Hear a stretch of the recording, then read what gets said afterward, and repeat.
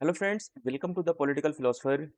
Friends, आज हम लोग UP PGT test series part number 8 को डिस्कस करेंगे।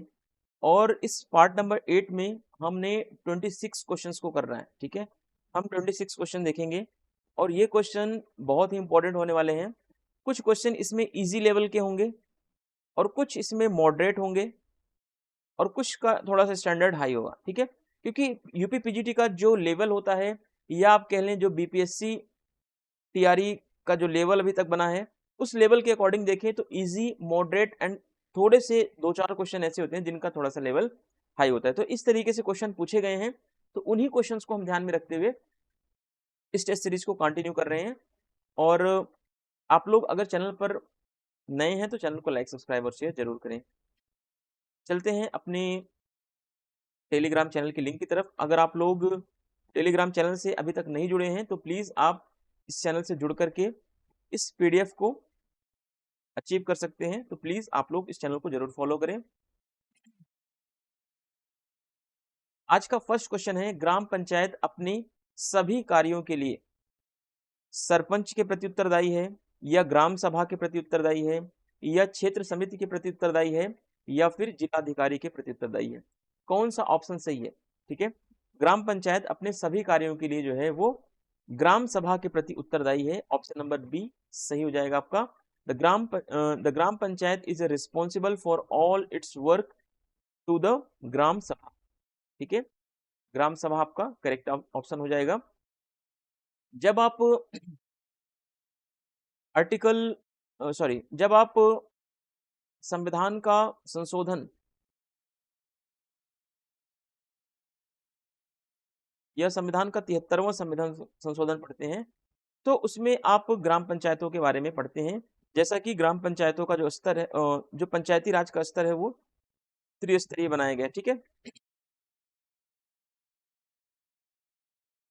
चलिए अगला देखते हैं। किस वर्ष सूचना का अधिकार अधिनियम पारित हुआ था? बहुत इजी क्वेश्चन है लेकिन इसके एक्सप्लेनेशन आपको बहुत ही बेनिफिट देने वाले हैं। ठीक है, in which year was right to information act passed?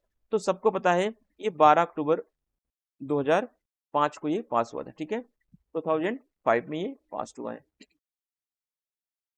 चलिए कुछ एक्सप्लेनेशन देखते हैं यहाँ पर। सूचना का अधिकार एक ऐसा उपकरण है जिसका उपयोग भारत का प्रत्येक व्यक्ति ऐसी जानकारी का पता लगाने के लिए कर सकता है जो उनके जीवन को बेहतर बना सकता है। यानी आप सूचना के अधिकार का प्रयोग किसी भी सरकारी जानकारी को प्राप्त कर सकते हैं सूचना के अधिकार से, प्लस ऐसी जानकारी जिससे आपके जीवन में या आपके जीवन को बेहतर बनाया जा सके उसको भी आप इसमें प्राप्त कर सकते हैं। भारत ने वर्ष 2005 में सूचना का अधिकार अधिनियम के अधिनियमन की शुरुआत की थी। ठीक है, सूचना का अधिकार अधिनियम 2005 में सरकारी सूचना के लिए नागरिकों के अनुरोधों का समय पर जवाब देना अनिवार्य है। ठीक है, अब इसमें एक क्वेश्चन और बनता है कि जब सूचना का अधिकार अधिनियम आता है उसमें जब जीवन और मृत्यु का सवाल होता है, जीवन और मृत्यु का सवाल होता है तो सूचना कितने दिन के अंदर दे दी जानी चाहिए? ये क्वेश्चन आप लोग बताएंगे इसका आंसर। ठीक है, यह अधिनियम भारतीय संसद द्वारा 12 मई 2005 को ये पारित कर दिया गया।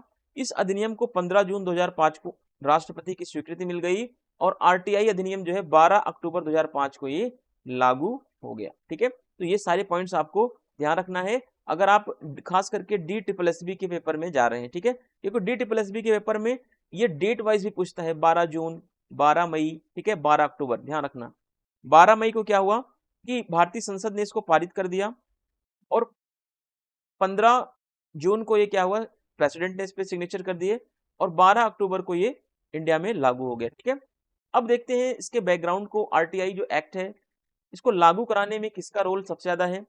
तो बात करें मजदूर किसान शक्ति संगठन, वह संगठन है जिसने आरटीआई अधिनियम को पारित करने में महत्वपूर्ण भूमिका निभाई थी। ठीक है, तो मजदूर किसान शक्ति संगठन वह अधिनियम है या वह संगठन है जिसने आरटीआई को क्या किया है, आरटीआई को लागू कराने में बहुत ज्यादा मदद की है। ठीक है, चलिए अगला पॉइंट देखते हैं। मजदूर किसान शक्ति संगठन एक जन संगठन है और भारत में बढ़ती गैर पार्टी राजनीतिक प्रक्रिया का एक हिस्सा भी है। ठीक है, तो ये पॉलिटिकल पार्टी से नहीं जुड़ा हुआ है।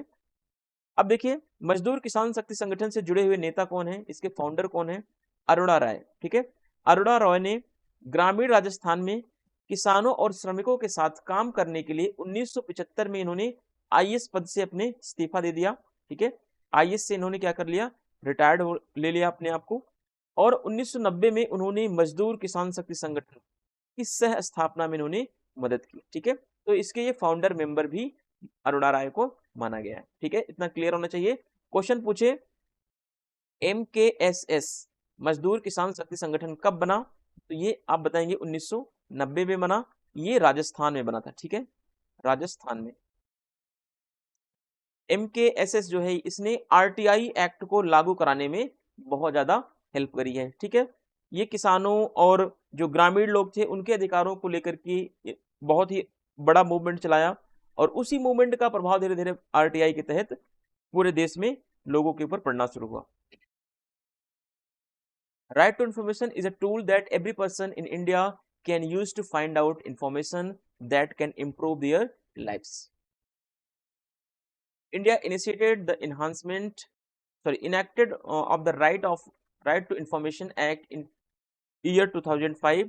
The Right to Information Act to the 2005 mandates timely responses to citizens' request for a government information. Act was passed by the Indian Parliament on 12 May 2005. The Act received the President's assent on the 15th June 2005. The RTI Act came into the force on the 12th October 2005. ध्यान रखना, जो जो bold करके लिखे गए हैं वो important है।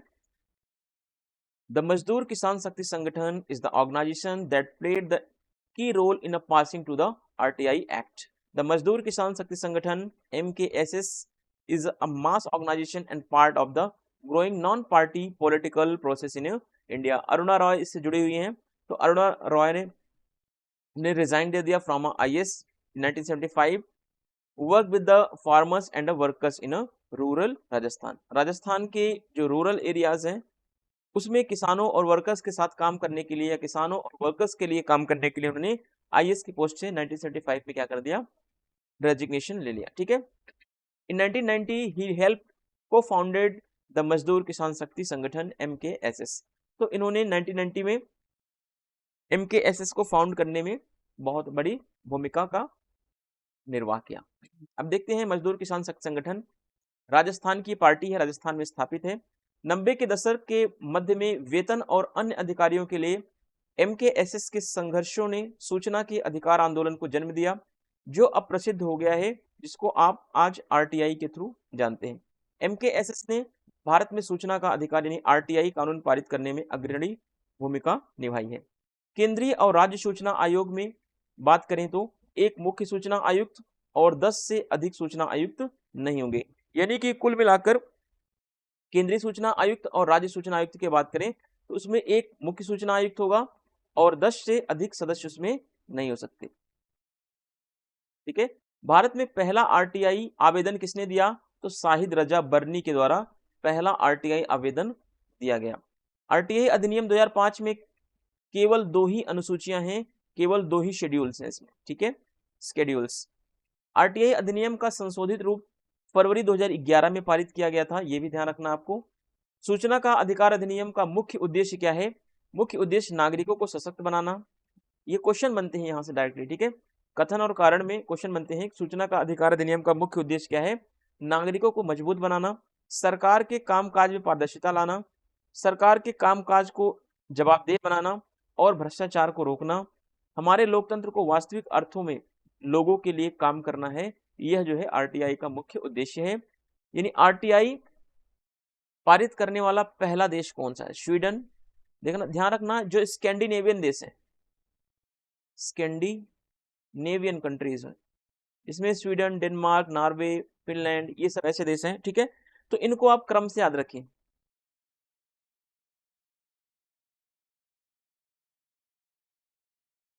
ठीक है, कि पहला देश कौन सा है, दूसरा देश कब है। न्यूजीलैंड में सूचना आयुक्त को क्या बोलते हैं? ठीक है, जब हम इंडियन पॉलिटिकल सिस्टम पढ़ेंगे तो वहां पे जब हम इंफॉर्मेशन वगैरह या फिर जब RTI की बात होगी तो वहां पे हम सारी चीजों को एक एक करके पढ़ेंगे, ठीक है। मजदूर किसान शक्ति संगठन is established in Rajasthan. The struggles of a MKSS for a wage and other rights in the mid 19 gave birth to right to the information movement, which has now become a famous. MKSS played pioneer role in the passing the right RTI law in India. The central and state information commission have the chief information commissioner and not more than the 10 information commissioners, ठीक है। The RTI, the first RTI application in India was submitted by the Shahid Raja Barni. ये important हो सकता है। RTI Act में only 2 schedules हैं। RTI revised from the RTI Act was passed in February 2011. The main objective of the RTI to Information Act is empower citizens, promote transparency and accountability in the functioning of the government, prevent corruption and make our democracy work for the people and the real senses. Sweden is the first country to pass the RTI Act, ठीक है, ये भी ध्यान रखना है। चलिए अगला question देखते हैं। निम्नलिखित में से कौन सा लोक प्रशासन पर विधायी नियंत्रण का तरीका नहीं है, ठीक है। विधायी नियंत्रण का तरीका लोक प्रशासन पर कौन सा नहीं है, कौन सा लोक प्रशासन पर विधायी नियंत्रण का तरीका नहीं, ठीक है। बजट पर चर्चा ये है, प्रश्नकाल ये भी है, स्थगन प्रस्ताव ये भी है, सरकार के विरुद्ध अभियोग ये नहीं है, ठीक है। सरकार के विरुद्ध अभियोग लाना लोक प्रशासन पर विधायी नियंत्रण का तरीका नहीं है। लोक प्रशासन पर बजट के माध्यम से नियंत्रण लाया जा सकता है, प्रश्नकाल के माध्यम से और स्थगन प्रस्ताव के माध्यम से, लेकिन सरकार के विरुद्ध अभियोग प्रस्ताव लाना ये बिल्कुल भी नहीं है, ठीक है। Which one of the following is not method of a legislative control over the public administration? Is the correct option impeachment against the government. Question number 4.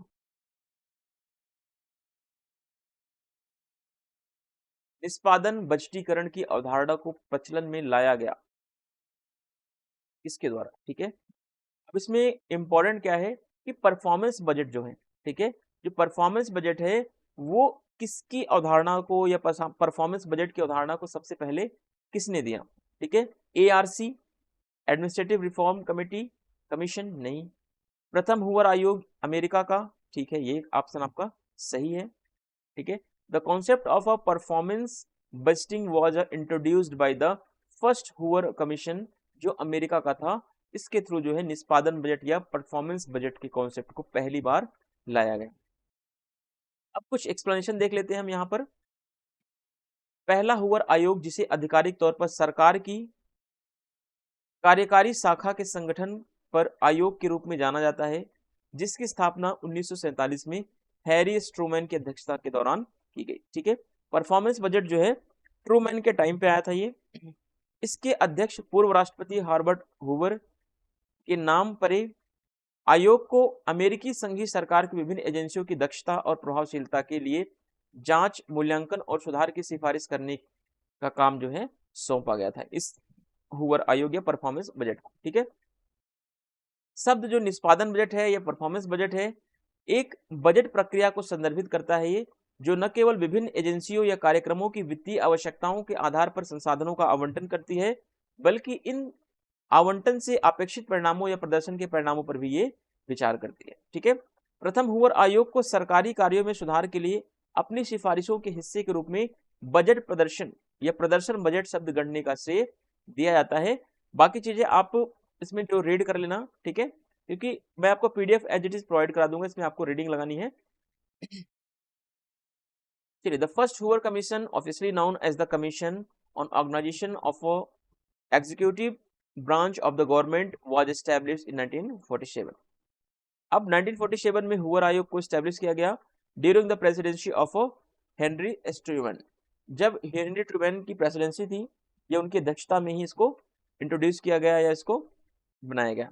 The term performance budgeting refers to a budget process that not only allocate resources, ठीक है, allocates resources based on the financial needs of various agencies or programs, but also considered the expected outcomes of performance results from these allocations. The first Hoover Commission is accredited with the coining the term performance budgeting as part of its recommendations for providing government operations. बाकी चीजें आप इसमें read कर लेना, जो important है मैं वो सारी चीजों को यहाँ पर आपको पढ़ देता हूँ।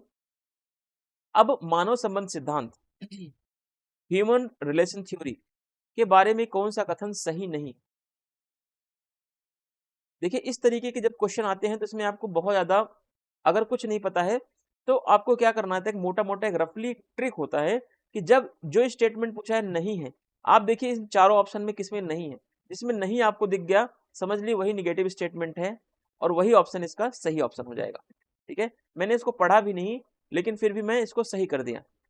ठीक है, अगर नहीं होगा ये कब सही होता है, 99% केसेस में ये ऑप्शन सही तरीके से काम कर जाता है। ऊपर नहीं है तो नीचे के कौन से ऑप्शन में नहीं है ये देखो। ठीक है, तो आपको नहीं इसमें मिल गया तो आपको आंख बंद करके अगर नहीं आता है तो अगर ये चीजें ऑप्शन आपको समझ में क्लियर नहीं आ पा रहा है तो आप देखो इधर नहीं है और इधर नहीं है। ठीक है, इसमें से दोनों को आपको क्या ऑप्शन सही करना पड़ेगा, ऑप्शन नंबर ए। ठीक है, बात करें मानव संबंध सिद्धांत के ऊपर तो मानव संबंध सिद्धांत में अनौपचारिक तत्व समग्र संगठनात्मक उत्पादन में महत्वपूर्ण भूमिका का निर्वाह नहीं करते, तो ये गलत है। और मानव संबंध सिद्धांत में अनौपचारिक तत्व जो है ये संगठनात्मक उत्पादन में महत्वपूर्ण भूमिका का निर्वाह करते हैं, ऐसा होना चाहिए था इसमें। ठीक है, संगठन में व्यक्तिगत मूल्यों की बजाय सामाजिक मूल्यों पर बल दिया गया।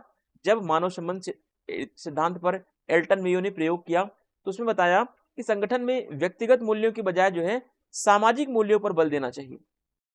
एल्टन मेयो ने बताया मानव संबंध सिद्धांत में संगठन को सामाजिक पद्धति के रूप में देखा जाना चाहिए, न कि मशीन के रूप में, मशीन के रूप में नहीं।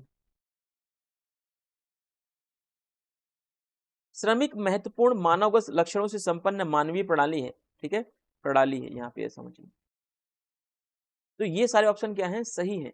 ठीक है, एल्टन मेयो ने बोला कि मानव संबंध सिद्धांत के तहत जो श्रमिक होते हैं ये क्या है, ये मानवीय लक्षणों से संपन्न एक संगठन है, एक सामाजिक मूल्य है ये सब।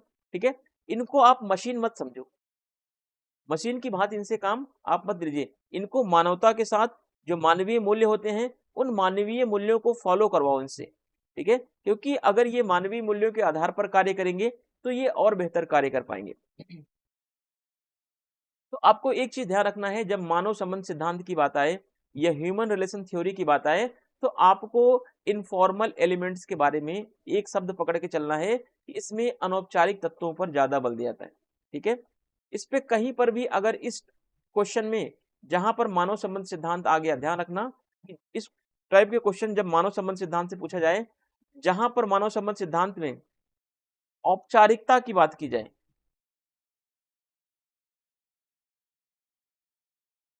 वो गलत हो जाएगा। ठीक है, आंख बंद करके आप उसमें गलत टिक कर दीजिए, वो गलत होगा ही होगा। ठीक है, क्योंकि मानव संबंध सिद्धांत कभी भी औपचारिकता की बात नहीं करता, वो हमेशा अनौपचारिकता की बात करता है,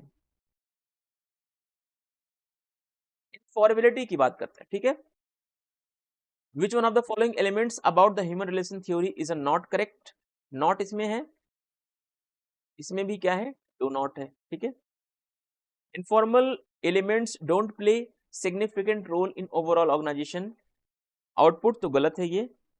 ठीक है, नॉट नहीं होगा, एलिमेंट्स डू नॉट नहीं होगा, एलिमेंट्स प्ले सिग्निफिकेंट रोल होना चाहिए। ठीक है, organization have a social values rather than the individuals value, बिल्कुल करेक्ट है।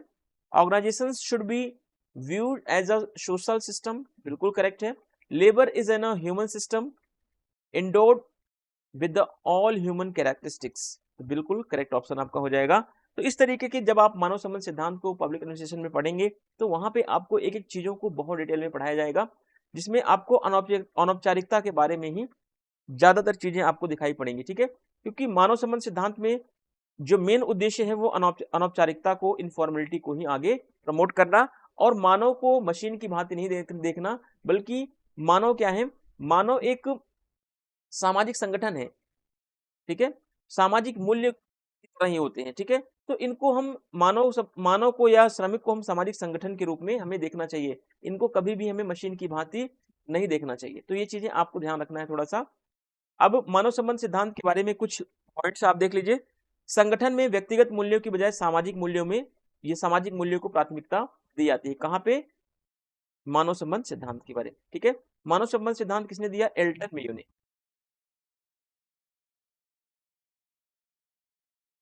ठीक है, अब मानव संबंध सिद्धांत में दूसरा पॉइंट है, संगठन को सामाजिक पद्धति के रूप में देखा जाना चाहिए। श्रमिक संपूर्ण मानवगत लक्षणों से संपन्न मानवीय प्रणाली होती है। मानव संबंध उपागम में श्रमिक को एक मशीन न मानकर सामाजिक प्राणी की तरह बर्ताव किया जाता है। क्या स्टेटमेंट सही है? बिल्कुल सही है। इसमें अनौपचारिक तत्वों पर अधिक बल दिया गया, बिल्कुल करेक्ट ऑप्शन है। ये 5 ऑप्शन अगर आपको तैयार हो गए तो मानव संबंध सिद्धांत के बारे में अगर आप थोड़ा बहुत और अटेम्प्ट कर लेंगे तो जितने भी क्वेश्चन बनते हैं यहां से आप इन सारे क्वेश्चंस को सही कर ले जाएंगे। ठीक है, ये की फैक्टर्स हैं, ये की पॉइंट्स हैं मानव संबंध सिद्धांत के बारे में। इनको, ये कॉन्सेप्ट आपको समझ में आने ही चाहिए और ये आपको याद होना चाहिए। About human relation theory, organization has a social value rather than the individual values, तो बिल्कुल करेक्ट है। Organization should be seen as a social system, बिल्कुल करेक्ट है। Worker is an human being endowed with all human characteristics, बिल्कुल correct है। in human relation approach worker is treated as a social being not as a machine। Worker को machine कहां समझा गया था? जब टेलर ने वैज्ञानिक प्रबंध अवधारणा दी थी तब वहां पर वर्कर्स को साइंटिफिक तरीके से, वैज्ञानिक तरीके से वहां पर उनको समझने का प्रयास किया गया और उत्पादन की प्रक्रिया को, प्रोडक्शन के प्रोसेस को कैसे आगे बढ़ाया जाए उस साइंटिफिक प्रोसेस में FW टेलर ने जो दिया था उसमें आपको दिखाई पड़ेगा। लेकिन यहाँ पर आपको मशीनरी नहीं दिखाई पड़ेगी, जो लेबर हैं, जो वर्कर्स हैं, उनको मशीन नहीं समझा गया है, उनको एक सोशल ऑर्गेनाइजेशन समझा गया है। ठीक है, in this more emphasis was a given on informal, ध्यान रखना इनफॉर्मल एलिमेंट्स पर ज्यादा फोकस किया जाता है। इसमें जहां पर ह्यूमन रिलेशन में जहां पर फॉर्मलिटी की बात आए वो गलत हो जाएगा ऑप्शन अपने आप। ठीक है, अपने आप गलत ऑप्शन हो जाएगा, इस तरीके की चीजों को आप ध्यान रखें। अब देखिए यहाँ पर कुछ और एक्सप्लेनेशन ऐड किया हूं मैं। हाथोन प्रयोग 1924 से लेकर 1932 के बीच में हुआ। इन प्रयोगों का उद्देश्य क्या था हाथोन का? कि श्रमिकों की उत्पादकता पर शारीरिक कार्य स्थितियों के प्रभावों का अध्ययन करना, कि जो श्रमिक चीजों का उत्पादन कर रहे हैं कंपनी में, उससे उनकी शारीरिक परिस्थितियों पर, शारीरिक स्थितियों पर क्या प्रभाव पड़ रहा है। ठीक है, यह प्रयोग जो हाथोन प्रयोग है कहाँ हुआ? तो वेस्टर्न इलेक्ट्रॉनिक कंपनी के हाथोन वर्क्स में इसका प्रयोग एल्टन मेयो के द्वारा किया गया, जो सिसरो इलिनॉइस में स्थित था ये। ठीक है, अब हाथोन प्रयोग के दौरान विभिन्न कार्य स्थितियों में बदलाव किए गए, जैसे रोशनी में बदलाव किया गया, कार्य के घंटे में, ब्रेक, ताकि उनकी श्रमिकों की उत्पादकता और दृष्टिकोण पर का प्रभाव का अध्ययन किया जाए। अब देखो जब हाथोन प्रयोग किया जा रहा था तो इसमें बहुत सारे प्रयोग किया एल्टन मेयो ने। एल्टन मेयो ने कहा कि कार्य स्थितियों में बदलाव किया, जैसे एल्टन मेयो ने कहा कि अगर रोशनी कम या ज्यादा होगी तो व्यक्ति के या श्रमिकों के कार्यों पर भी प्रभाव पड़ेगा। अगर व्यक्ति को कम घंटे कार्य या ज्यादा घंटे कार्य दिया जाए तो भी इससे उनके कार्यों के ऊपर प्रभाव पड़ेगा। अगर व्यक्ति को कम या ज्यादा ब्रेक दिया जाए तो भी इसके ऊपर जो है श्रमिकों के ऊपर इसका प्रभाव पड़ेगा। अगर व्यक्ति को ब्रेक ना दिया जाए तो क्या प्रोडक्शन उतना बेहतर हो पाएगा, ज्यादा हो पाएगा? नहीं, ब्रेक देना भी जरूरी है, कार्य के घंटों का निस्तारण करना भी जरूरी है, रोशनी का पर्याप्त प्रबंधन करना भी जरूरी है। अगर अंधेरा होगा तो क्या वर्कर्स काम कर पाएंगे? नहीं, ढूंढेंगे भाई हर चीज को अंधेरे में। अगर वही पर्याप्त रोशनी होगी तो फटाफट काम करेंगे। तो इस हाथोन प्रयोग के टाइम पे एल्टन मेयो ने अलग अलग तरीकों का प्रयोग किया और यही प्रयोग करके ये बताया कि जो जो श्रमिक होते हैं, श्रमिक की अगर कार्यों के टाइम पे अगर कुछ चीजों में बदलाव किया जाए, क्या उससे उनके प्रोडक्शन पर, उत्पादन क्षमता पर क्या प्रभाव पड़ सकता है या नहीं पड़ेगा, है ना? तो इन सब चीजों के बारे में इन्होंने अध्ययन किया। अब इस हाथोन प्रयोगों के परिणामों से पता चला कि शारीरिक कारकों के बजाय श्रमिकों के सामाजिक और मनोवैज्ञानिक कारकों ने उत्पादकता को अधिक प्रभावित किया है। ठीक है, ये ध्यान रखना, ये कथन कारण वाले क्वेश्चन बनते हैं यहाँ से, है ना? बाद में आप यहीं फिर होते हैं। अब हाथोन प्रयोगों से क्या निकला रिजल्ट? कि एल्टन मेयो ने बताया कि जो श्रमिक हैं, ठीक है, श्रमिक जो हैं शारीरिक कारकों के बजाय जो है ये श्रमिकों के अगर सामाजिक और मनोवैज्ञानिक कारक जो होते हैं ये श्रमिकों के उत्पादन क्षमता को अधिक प्रभावित करते हैं। इन्होंने कहा कि अगर एक श्रमिक घर से ही परेशान है, घर में उसके बेरोजगारी है, घर में उसके बच्चे बीमार हैं, अगर वो मनोवैज्ञानिक तरीके से घर से ही प्रभावित होकर आ रहा है या उसका घर में लड़ाई हुई है, तो उसके कार्यों का प्रभाव भी जो है कार्यों का जो उसके कार्य उत्पादन है या उसकी जो उत्पादक क्षमता है वो भी प्रभावित होगी। ठीक है, तो इन्होंने कहा शारीरिक कारक महत्वपूर्ण नहीं है, बल्कि एल्टन मेयो ने बताया हाथ ऑन प्रयोग के माध्यम से कि श्रमिकों के सामाजिक और मनोवैज्ञानिक कारक क्या होते हैं, उत्पादक क्षमता को प्रभावित करते हैं, ना कि शारीरिक कारक। ठीक है, सामाजिक सोशल एंड साइकोलॉजिकल जो फैक्टर्स होते हैं वही जो है श्रमिकों के कार्यों या उसकी उत्पादन क्षमता को प्रभावित करते हैं। उम्मीद करता हूं कि चीजें क्लियर हो रही होंगी, है ना। अब जब पब्लिक एडमिनिस्ट्रेशन आप पढ़ेंगे तो वहां पर और भी डिटेल में चीजों को पढ़ेंगे, जिससे कि उसके बाद जब प्रैक्टिस सेट या क्वेश्चन लगाएंगे आप, तब आपको गलतियां करने का मौका कम मिलेगा या आप गलती नहीं करेंगे, या आप हो सकता है क्वेश्चन को पढ़े और उसका ऑप्शन बिना देखे आंसर बता दें, है ना। ये एक्यूरेसी आपके अंदर आ जाएगी। तो इसलिए कहता हूं कि चैनल पर आप डिटेल में पढ़े चीजों को, चैनल पर बने रहें। और वीडियो में लेट हो रहा है उसका रीजन है ना, डीयू में क्लासेस चल रही हैं, क्लासेस अभी एंड हुई हैं और 14 से एग्जाम होगा। अगर एग्जाम ड्यूटी लगी कंटिन्यू तो थोड़ा सा फिर वीडियो लेट होगा, अगर कम ड्यूटी लगेगी कोशिश करूंगा ड्यूटी कम लगवाऊं तो फिर चीजें क्लियर हो पाएंगी। ठीक है, चलिए आगे देखते हैं। हॉथॉर्न प्रयोग ने क्या प्रदर्शित किया कि श्रमिकों की उत्पादकता केवल उस भौतिक वातावरण जिसमें वे काम करते हैं और उनको दी जाने वाली रियायत पर निर्भर नहीं करती।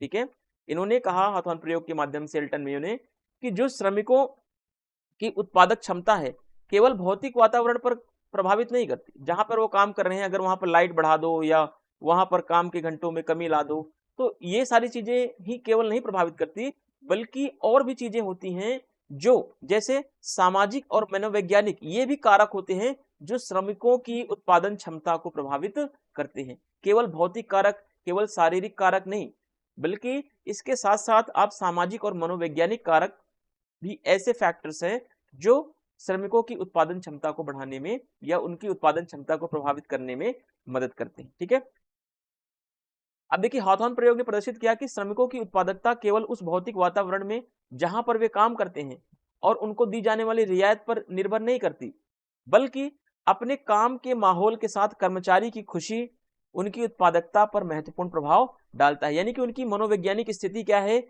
उनकी सामाजिक पृष्ठभूमि क्या है, या उनका जो सोशल में या उनके घर की स्थिति कैसी है, या उनके साथ कैसा ट्रीटमेंट किया जा रहा है, ये सारी चीजें भी डिपेंड करती हैं कि उनकी उत्पादक क्षमता बढ़ेगी या घटेगी। ठीक है, एल्टन मेयो का मानना था कि उत्पादकता दक्षता का आकलन करते समय समय भावनात्मक कारकों की तुलना में तर्कसंगत मानदंड काफी कम महत्वपूर्ण थे। ठीक है, एल्टन मेयो का मानना था कि दक्षता का आकलन करते समय, यानी जब प्रोडक्शन उत्पादन के आकलन करते समय भावनात्मक कारकों की तुलना में तर्कसंगत मानदंड जो थे वो काफी कम थे। यानी कि एल्टन मेयो ने कहा कि अगर श्रमिकों की उत्पादन क्षमता का अगर सही तरीके से आकलन करना है तो उनके भावनात्मक कारकों को हमें अच्छे तरीके से समझना पड़ेगा, क्योंकि इन्होंने बताया कि मनोवैज्ञानिक और सामाजिक कारक ऐसे कारक हैं जो श्रमिकों की उत्पादन क्षमता को बढ़ाते या घटाते हैं। ठीक है, तो इन्होंने भावनात्मक कारकों पर ज्यादा फोकस किया बजाय तर्कसंगत मानदंडों के। ये चीज ध्यान रखना, एक एक लाइन इसमें इंपॉर्टेंट है, क्योंकि आप ये नहीं समझ पाएंगे कि क्वेश्चन कहाँ से पूछ लिया गया। ठीक है, और एक एक लाइन को बनाने में आपको नहीं पता होगा कितना टाइम ये लगा है कि मुझे नेट से रिसर्च करके, बुक्स को सर्च करके और उसके बाद टाइपिंग किया। ठीक है, अब ध्यान रखना, उत्पादक दक्षता का आकलन करते समय भावनात्मक कारकों की तुलना में तर्कसंगत मानदंड काफी कम महत्वपूर्ण थे। यानी महत्वपूर्ण ज्यादा क्या हुआ, भावनात्मक कारक, तर्कसंगत मानदंड कम महत्वपूर्ण थे। ठीक है, ये चीज ध्यान रखना। हाथॉर्न प्रयोग में 4 पार्ट में डिवाइड किया गया था। एक तो प्रकाश प्रयोग, एक गलती मैंने की, इसका डेट नहीं लिखा यहाँ पर। ठीक है, चलिए प्रकाश प्रयोग, फिर रिले असेंबली टेस्ट रूम, फिर साक्षात कार्यक्रम, फिर लास्ट में बैंक वायरिंग। ठीक है, सबसे पहले क्या होता है हाथॉर्न प्रयोग में, प्रकाश की व्यवस्था। जैसे देखिए आप कभी प्रकाश लाएंगे, प्रकाश के बाद अगर प्रकाश होगा तभी इंटरव्यू हो पाएगा, सॉरी तभी किसी चीज का प्रसारण होगा, है ना। अगर लाइट होगी तभी तो आप टीवी देख पाएंगे, तभी तो किसी चीज का ब्रॉडकास्टिंग होगा, प्रसारण होगा। अगर प्रसारण होगा, अगर लाइट होगी, उसके बाद प्रसारण के बाद क्या आता है, इंटरव्यू होगा। ठीक है, साक्षात्कार होगा, फिर सबसे लास्ट में क्या होगा, वायरिंग होगा, बैंक वायरिंग परीक्षण। ठीक है, तो इस चीज को आप जरूर सीक्वेंस में याद रखें ये सीक्वेंस में लगाने के लिए भी आता है। कभी कभी ऐसे दे देगा और इसके ईयर इस साइड दे देंगे, उसको आपको मैच कराने के लिए दे देगा एग्जाम में। ऐसे क्वेश्चन पूछे जाते हैं, या तो कथन कारण वाले क्वेश्चन पूछ लेगा, इसके बाहर क्वेश्चन नहीं पूछा जाता है। ज्यादा पैनिक होने की कोई जरूरत नहीं है आप लोगों को, ठीक है। आप लोग पेशेंस बनाए रखें और चीजों को बेहतर वे में समझें।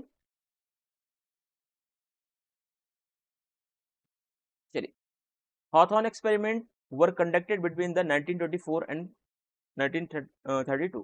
The purpose of these experiment was to study the effect of a physical working condition on the productivity of a workers. The experiment were conducted at the Hawthorne works of the Western electronic company. ध्यान रखना ये western electronic company में हुआ था, जो कि located कहाँ है, सिसरो इलिनोइस में। अब इस एक्सपेरिमेंट के दौरान क्या हुआ, changes were made to the various working condition, जैसे कि such as the lighting, working hours and breaks to study their effects on the productivity and attitudes of workers. तो जब ये एक्सपेरिमेंट हुआ तो उस एक्सपेरिमेंट में बहुत सारी चीजें बदली गई, बहुत सारी चीजों को चेंज करके देखा गया, ठीक है। अब इसमें देखा गया कि लाइट्स कम होगी, ज्यादा होगी तो क्या इम्पैक्ट पड़ेगा, अगर वर्कर्स को ज्यादा आवर्स के काम दिए जाएंगे या कम आवर्स के काम दिए जाएंगे तो उसका क्या इम्पैक्ट पड़ेगा प्रोडक्शन के ऊपर। तो इन सारी चीजों को एक एक करके स्टडी किया गया और फाइनली रिजल्ट इनको ये दिखा कि the result of the experiment showed that rather than the physical factor, the social and the psychological factor of the worker influenced productivity more. इन्होंने कहा कि फिजिकल फैक्टर की बजाय रिजल्ट ये आया कि फिजिकल फैक्टर का उतना इंपॉर्टेंट रोल नहीं था जितना कि सोशल एंड साइकोलॉजिकल फैक्टर का इंपॉर्टेंट या इन्फ्लुएंस दिखा प्रोडक्टिविटी के ऊपर, ठीक है।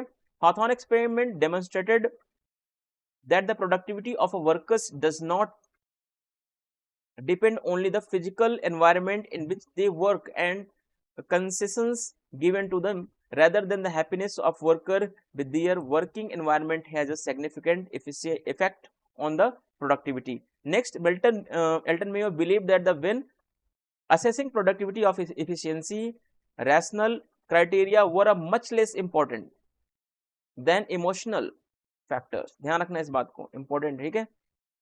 Hawthorne experiment consist of 4 parts, light experiment, relay assembly test room, interview schedule and bank wiring test, ठीक है। ये चीज आपको ध्यान रखना है। अभी देखो क्वेश्चन नंबर 6 ही हम पढ़ रहे हैं, लेकिन अभी हमारा हाफ एन आवर का क्लास कंप्लीट हो गया, 6 क्वेश्चन में 30 मिनट लग गए, है ना। तो हम डिटेल में अगर चीजें पढ़ रहे हैं तो जाहिर सी बात है समय लगेगा, क्योंकि अच्छी चीजों को सीखने में समय जरूर लगेगा। हूवर आयोग ने निम्न में से किस पर आधारित संगठन के निर्माण की सिफारिश की थी, ठीक है। हूवर आयोग का जो संबंध है वो किससे जुड़ा हुआ है, ठीक है। तो हूवर आयोग ने निम्न में से किस पर आधारित संगठन के निर्माण की बात की थी। तो हूवर आयोग ने कहा जो संगठन आधारित होगा उसका प्रयोजन क्या है, उसका पर्पस क्या है। Hoover commission recommended the creation of an organization based on which of the following. अब बताओ, purpose, process, person, place, 4P का कॉन्सेप्ट किसने दिया, 4P, ठीक है। 4P का कॉन्सेप्ट किसने दिया, 4P का विचार या 4P का कॉन्सेप्ट किसने दिया, ठीक है। ये आप कमेंट करके बताइएगा 4P क्या है, पर्पस, प्रोसेस, पर्सन, प्लेस। देखिए 4P आपको याद हो जाए तो कोई बड़ी बात नहीं है, इस 4P को सीक्वेंस में लगाना सबसे बड़ी बात है, ठीक है।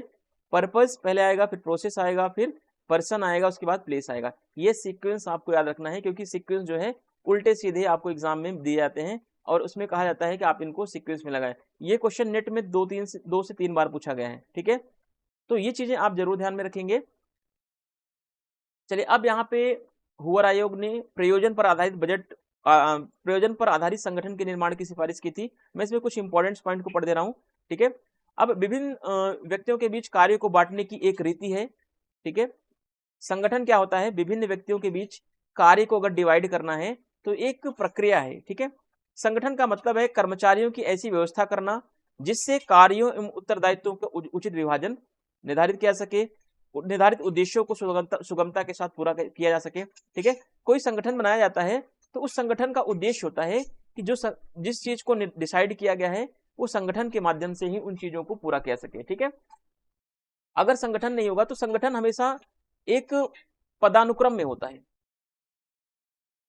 संगठन हमेशा हायरार्की क्रम में होता है, ठीक है, ये हायरार्किकल होता है हमेशा। और हायरार्किकल इसलिए बनाया जाता है जिससे कि इसके उद्देश्यों को पूरा किया जा सके, जो संगठन का उद्देश्य है, जो संगठन के उत्तरदायित्व हैं, इनको आसानी से पूरा किया जा सकने के लिए ही इसको हायरार्किकल सिस्टम में बनाया जाता है। इस प्रकार संगठन में किसी निर्धारित लक्ष्य की प्राप्ति के लिए कार्यों को विभाजित एवं निर्धारित किया जाता है, ठीक है, और उनकी प्रक्रियाओं में उचित समन्वय स्थापित किया जाता है कि किसी लक्ष्य को, किसी कार्य को अगर प्राप्त करना है तो हम संगठन के माध्यम से करते हैं, और ये संगठन में उचित लक्ष्य और उचित प्रक्रिया का पालन किया जाता है। यानी सबसे ऊपर टॉप पर कोई अधिकारी होगा, उसके नीचे अधिकारी होगा, उसके नीचे, इस तरीके से ये हायरार्किकल सिस्टम में होगा। ऊपर का अधिकारी नीचे के अधिकारी को आदेश देगा, उसके नीचे का अधिकारी अपने नीचे के अधिकारी को आदेश देगा। इस तरीके से हायरार्किकल सिस्टम आगे बढ़ता रहता है, ठीक है। प्रयोजन के आधार पर बनाए गए संगठन जैसे रक्षा विभाग, स्वास्थ्य विभाग, श्रम विभाग, ये सब क्या है, इसका पर्पस के अकॉर्डिंग कुछ ऑर्गेनाइजेशंस जो बनाए गए हैं। Hoover commission recommended the creation of an organization based on purpose, ठीक है। Organization is a method of dividing works among the different peoples. अब यहां से भी क्वेश्चन बनते हैं एग्जाम में, लेकिन आप लोगों को पता नहीं चलेगा, क्यों? क्योंकि आप लोग इसको बहुत हल्के में ले आते हैं, ठीक है। Organization is a method of dividing work among the different peoples. Organization means making such an agreement of employees so that set objectives can accomplished easily by the proper division of the work and responsibilities.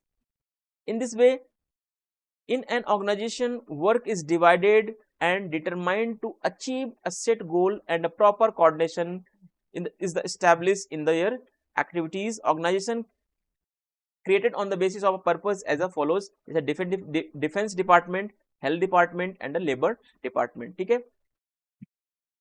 चलिए, निम्नलिखित में से किस समूह को सुशासन के मूल सिद्धांतों के रूप में माना जाता है, ठीक है। इंपॉर्टेंट क्वेश्चन है, पीजीटी के पेपर में आया हुआ क्वेश्चन है, ठीक है। देखो होता क्या है कि आप टेस्ट सीरीज कितनी बार भी लगा लेते हैं, लेकिन फिर भी वही क्वेश्चन जब आपको 1 महीने बाद, 2 महीने बाद, 3 महीने बाद मिलता है, फिर आप उस क्वेश्चन में गलतियां कर जाते हैं, ठीक है। ये ह्यूमन नेचर है, कॉमन एरर है कि आपने एक बार सही किया और वही क्वेश्चन आप बाद में 2-3 महीने के बाद जब आपके माइंड से हट जाता है, तब आप उसी क्वेश्चन को गलत कर जाते हैं, ठीक है। तो आप जितना ज्यादा से ज्यादा प्रैक्टिस लगाएंगे, जितना ज्यादा चीजों को प्रैक्टिकली सीखेंगे, वो आपसे कम गलत होने के चांसेस उतने ही कम होंगे, ठीक है। चलिए, निम्नलिखित में से किस समूह को सुशासन के मूल सिद्धांत में आप रख सकते हैं? क्या सहभागिता, उत्तरदायित्व और ई गवर्नेंस? उत्तरदायित्व, ई गवर्नेंस, निष्पक्षता, ई गवर्नेंस, निष्पक्षता और सहभागिता, या निष्पक्षता, सहभागिता और उत्तरदायित्व? आप बताओ। वैसे देखा जाए तो सभी जो है ई गवर्नेंस के पार्ट्स हैं, ई गवर्नेंस के मूल सिद्धांत हैं, लेकिन आप इनमें से सबसे ज्यादा सही क्या है? तो निष्पक्षता, सहभागिता और उत्तरदायित्व, डी ऑप्शन आपका करेक्ट हो जाएगा, ठीक है। और आप लोग जरूर कमेंट करके बताइएगा कि जो 26 क्वेश्चन मैं करा रहा हूं, इतने क्वेश्चंस में से आपके कितने क्वेश्चन सही हुए हैं, how many questions have you corrected, ठीक है। Which one of the following group is a considered as the basic principle of a good governance? तो फेयरनेस, गुड गवर्नेंस का होना चाहिए बेसिक प्रिंसिपल, पार्टिसिपेशन होना चाहिए लोगों का इसमें, एंड गवर्नेंस की अकाउंटेबिलिटी भी होनी चाहिए, ठीक है। चलिए, इसमें कुछ चीजों को देख लेते हैं। विश्व बैंक ने ये अभी असिस्टेंट प्रोफेसर के एग्जाम में रिसेंटली अभी जो लास्ट मंथ में एग्जाम हुआ है उसमें क्वेश्चन आया हुआ है कि विश्व बैंक ने सुशासन की अवधारणा 1992 में शासन और विकास यानी गवर्नेंस एंड डेवलपमेंट नामक रिपोर्ट में इसकी परिभाषा तय की, ठीक है। सुशासन की अवधारणा की परिभाषा 1992 में इसने परिभाषित की, किसने? वर्ल्ड बैंक ने। इसने सुशासन को क्या बताया? विकास के लिए देश के आर्थिक और सामाजिक संसाधनों के प्रबंधन में शक्ति का प्रयोग करने के तरीके के रूप में इसने सुशासन को परिभाषित किया। अब यूएनओ, संयुक्त राष्ट्र के द्वारा बताए गए सुशासन के 8 सिद्धांत। कभी यह क्वेश्चन बन सकता है कि यूएनओ ने सुशासन के कितने सिद्धांतों के बारे में बताया है? 5, 6, 7, 8, है ना। तो आपको अगर नहीं पता तो आप जाहिर सी बात है कि इसमें से एक नंबर आप सिलेक्ट कर देंगे रैंडमली, तो आपको पता होना चाहिए, ठीक है। न्याय संगत एवं समावेशी, आम सहमति, कानून का शासन, उत्तरदायित्व, भागीदारी, पारदर्शिता, निष्पक्षता, ठीक है। और अभी आपको क्या मिला इसमें? देखिए, उत्तरदायित्व मिल गया, निष्पक्षता, सहभागिता, उत्तरदायित्व आपको यहाँ पे मिलेगा। देखो, निष्पक्षता मिल गया आपको, उत्तरदायित्व मिल गया, सहभागिता यानी भागीदारी, ये तीनों मिल गए। ठीक है, अनुक्रियाशीलता और प्रभावी कुशल, ये यूनो के द्वारा बताए गए गुड गवर्नेंस के या सुशासन के 8 प्रिंसिपल हैं या 8 सिद्धांत। इनको अगर आप याद कर पाए तो और अच्छी बात है, नहीं याद कर पाए तो उससे भी अच्छी बात है। ठीक है, the World Bank defined as a concept of a good governance in 1992 report title governance and development. it defined good governance as the way power is exercised to manage the country's economic and social resources for development. 8 principles of a good governance as stated by the United Nations. तो ये 8 principal आपको याद होने चाहिए, आप इनको पढ़ लीजिएगा, पीडीएफ आपको मिल जाएगा, है ना। चलिए आगे देखते हैं, निम्न में से किसने प्रत्यायोजन की अवधारणा को संगठनात्मक यानी कि प्रशासनिक सिद्धांत का मिथक माना है? तो इसका सही ऑप्शन हो जाएगा एमपी फॉलेट। ये एग्जाम में बहुत बार क्वेश्चन पूछा गया है। एमपी फॉलेट ने कहा प्रत्यायोजन, है ना, अधिकारों का प्रत्यायोजन कभी भी नहीं किया सकता। एमपी फॉलेट करें, कोई भी ऊपर का अधिकारी अपने जो उसका उत्तरदायित्व है, उसका जो अधिकार है, वो उस अधिकार को कभी भी नीचे के अधिकार को ट्रांसफर नहीं कर सकता या नीचे के अधिकारियों को ट्रांसफर नहीं कर सकता, क्योंकि प्रत्यायोजन जो होता है वो उस अधिकार के साथ हमेशा ये जुड़ा होता है। प्रत्यायोजन जो होता है अधिकार के साथ ही जुड़ा हुआ होता है और प्रत्यायोजन का हस्तांतरण या ट्रांसफर नहीं किया सकता, ऐसा एमपी फॉलेट का बोलना है। ठीक है, इनकी बुक है क्रिएटिव एक्सपीरियंस। पब्लिक एडमिनिस्ट्रेशन का क्वेश्चन है। ठीक है, जब हम पब्लिक एडमिनिस्ट्रेशन पढ़ेंगे, टेरी, फॉलेट, मिलेट, मूने, रिले, इन सब का क्या रोल है, कैसा इन्होंने स्टेटमेंट दिया है, क्या स्टेटमेंट दिया है, क्यों दिया है ना, इन सारी चीजों के ऊपर हम एक एक करके समझेंगे। बट अभी आप प्रैक्टिस सेट लगा रहे हैं तो अभी आप इतनी चीजों को समझें। मैं ये मान के चल रहा हूं कि आपने मास्टर किया हुआ है तो इन कुछ चीजें आपको पहले से पता होंगी। Who among the following considered the concept of a delegation as a mere myth of the organization administrative theory? तो MP Follett is the correct option.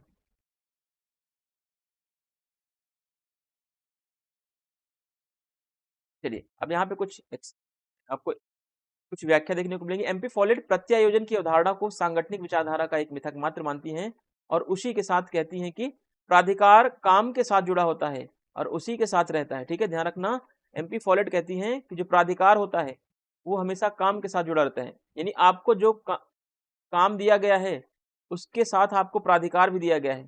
ठीक है, आप ना तो प्रत्यायोजन कर सकते हैं अपने काम का, ना ही अपने अधिकारों का प्रत्यायोजन कर सकते हैं। ठीक है, इसीलिए कहती है एमपी फॉलेट कि प्रत्यायोजन क्या है, एक मिथक अवधारणा है। प्रत्यायोजन को कभी भी ट्रांसफर या प्राधिकार को कभी भी ट्रांसफर नहीं किया सकता। आगे कहती है प्राधिकार को अनिवार्य रूप से कार्यात्मक होना चाहिए, यानी प्राधिकार जो है, आपका अधिकार जो है वो कार्य से जुड़ा हुआ होना चाहिए।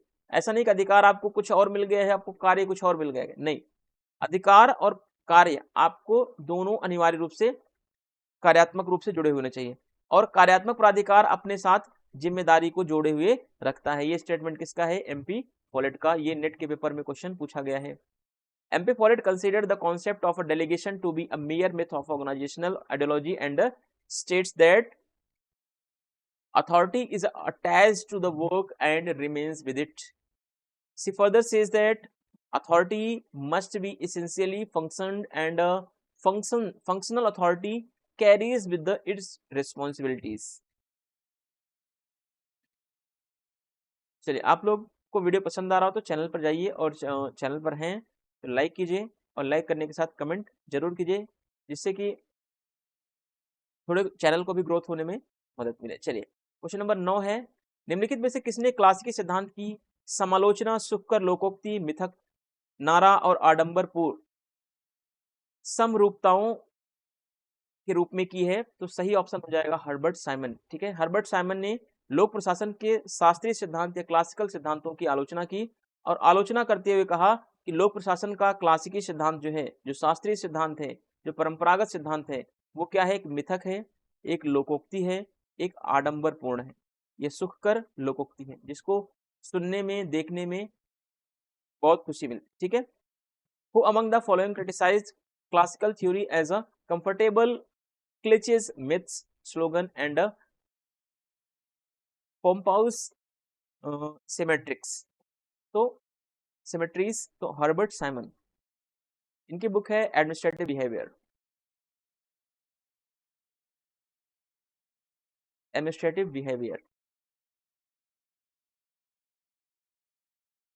ठीक है, आप लोग पूछ रहे होंगे सर सारी बुक्स का नाम क्यों नहीं बता रहे हो, क्योंकि अगर मैं सारी बुक्स का नाम एक एक करके बताऊंगा, सारे थिंकर्स की डिटेल बताऊंगा, ठीक है, लूथर गुलिक, हेनरी फ्यूल ने कौन सिद्धांत दिया, फोर पी का कॉन्सेप्ट किसने दिया, है ना, और पोस्टकॉर्व का कॉन्सेप्ट किसने दिया, अगर ये सारे कॉन्सेप्ट मैं यहाँ बताने लगूंगा, ये वीडियो 26 क्वेश्चन का वीडियो जो है 2 से 3 घंटे में जाएगा, इसलिए मैं थोड़ा सा अवॉइड करने की कोशिश कर रहा हूँ। ठीक है, यहाँ पर फिर भी मैंने एक्सप्लेनेशन ऐड कर दिया जिससे कि वीडियो बहुत ज्यादा बड़ी हो गई है। ठीक है, हर्बर्ट साइमन ने क्लासिकी सिद्धांत की आलोचना इन रूपों में करी है। इनकी बुक है एडमिनिस्ट्रेटिव बिहेवियर जो 1947 में लिखी गई है, बहुत इंपॉर्टेंट बुक है। ठीक है, इसको आप ध्यान रखिएगा। चलिए अगला क्वेश्चन देखते हैं 10। मूनी के अनुसार संगठन का कौन सा सिद्धांत सार्वभौमिक सिद्धांत है। ठीक है, संगठन का कौन सा सिद्धांत जो है सार्वभौमिक सिद्धांत है। तो मूनी रिले जो सिद्धांत देते हैं ये पदानुक्रम या पद सोपान से जुड़े हुए थिंकर हैं। ठीक है, इनका सही ऑप्शन हो जाएगा आपका D. According to Mooney which principle of organization is a universal principle hierarchy. अब यहाँ पर मूनी ने कहा कि संगठन में जो सिद्धांत आपको पूरी दुनिया में देखने को मिलेगा वो होगा हायरार्की का सिद्धांत। ठीक है, इन्होंने कहा चाहे आप अमेरिका चले जाओ, चाहे आप इंडिया चले जाओ, चाहे आप जापान, चाहे आप जर्मनी, ठीक है, आप चाहे जापान, चाहे आप जर्मनी, चाहे आप रशिया, कहीं भी चले जाओ, जहां पर भी आपको संगठन दिखाई देगा उस संगठन में हायरार्की जरूर आपको दिखाई देगी, पदानुक्रम आपको जरूर दिखाई देगा। तो मूनी ने कहा कि संगठन का एक सिद्धांत है पदसोपान, जो क्या है पूरी दुनिया में सार्वभौमिकता का पालन करता है, या इस पदसोपान की प्रक्रिया को पूरी दुनिया पालन करती है जहां पर भी संगठन है। ठीक है, जहां पर भी पूरी दुनिया में संगठन है, मूने कहते हैं तो इस संगठन में हमेशा पदसोपान या हायरार्की की प्रोसेस को फॉलो किया जाएगा। ये पूरी दुनिया की बात है, कहीं एक देश की नहीं है। ठीक है, तो इसको इन्होंने कहा कि ये सार्वभौमिक सिद्धांत है, संगठन का सिद्धांत।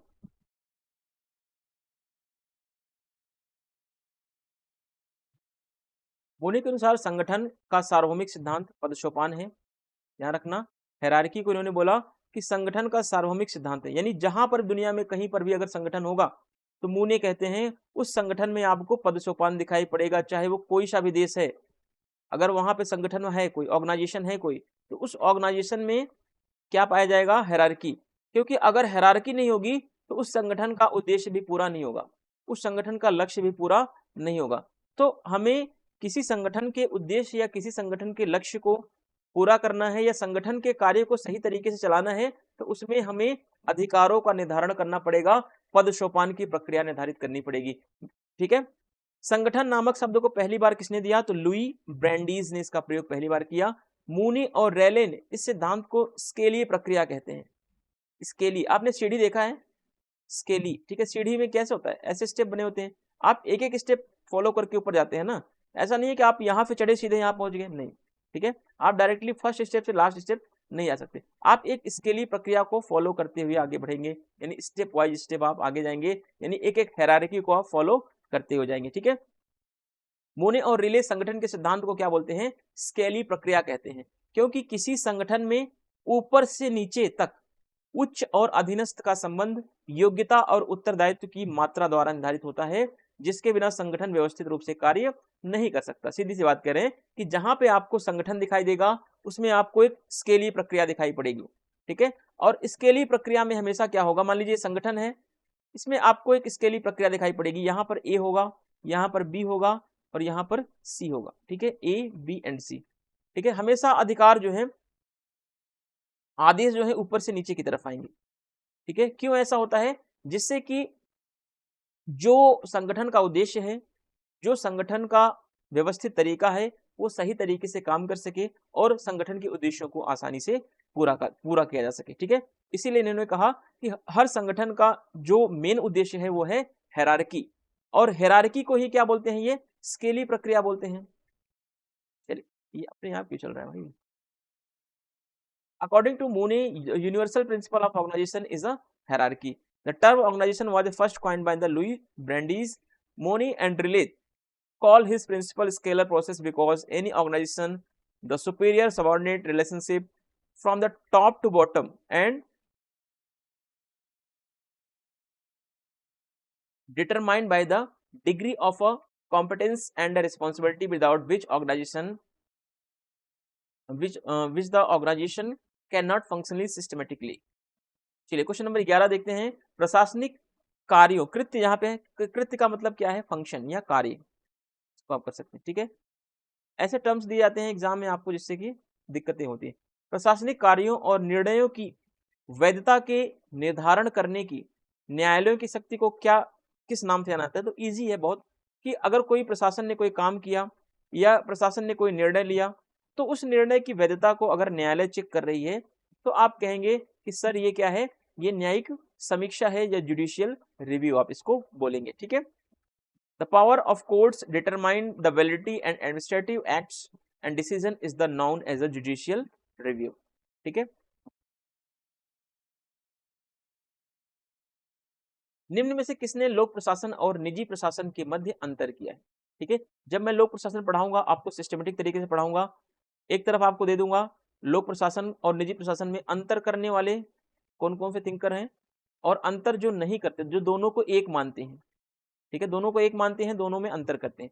एप्पल भी जो है लोक प्रशासन और निजी प्रशासन को एक नहीं मानते, इसमें अंतर करते हैं। हर्बर्ट साइमन, सर जोसिया स्टैब, ये तीन थिंकर्स ऐसे हैं जो कहते हैं लोक प्रशासन और निजी प्रशासन क्या है, दोनों अलग अलग हैं। लेकिन एल.डी. वाइट कहते हैं लोक प्रशासन और निजी प्रशासन दोनों एक जैसे हैं। ठीक है, तो इस हिसाब से पूछा है किसने अंतर किया है, तो ए ने अंतर किया है, सी ने और डी ने, ए सी डी ऑप्शन में है। ठीक है, सी ऑप्शन आप करेक्ट कर दीजिए। ठीक है, A C D. Who among the following has made distinctions between public administration and a private administration? तो आपका option number Appleby, Herbert Simon and sir Josiah Stamp, तो ए सी एंड डी आपका option ऊपर का correct हो जाएगा। अब यहाँ पे वही चीजें दे रखी हैं, आप इनको पढ़ लीजिएगा। Introduction to the study of public administration जो 1926 में आई और ये लोक प्रशासन की पहली रचना मानी जाती है। ये किसकी बुक है, ये है एल.डी. वाइट की बुक। ठीक है, एल.डी. वाइट की सबसे फेमस बुक है an introduction to the study of public administration. यह लोक प्रशासन पर लिखी गई पहली पुस्तक है।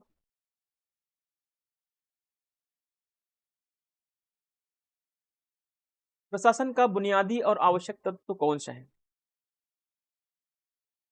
आप सभी बता देंगे प्रशासन में बुनियादी और आवश्यक तत्व कौन सा पाया जाएगा। ठीक है, सीधी सी बात है, संगठन या ऑर्गेनाइजेशन।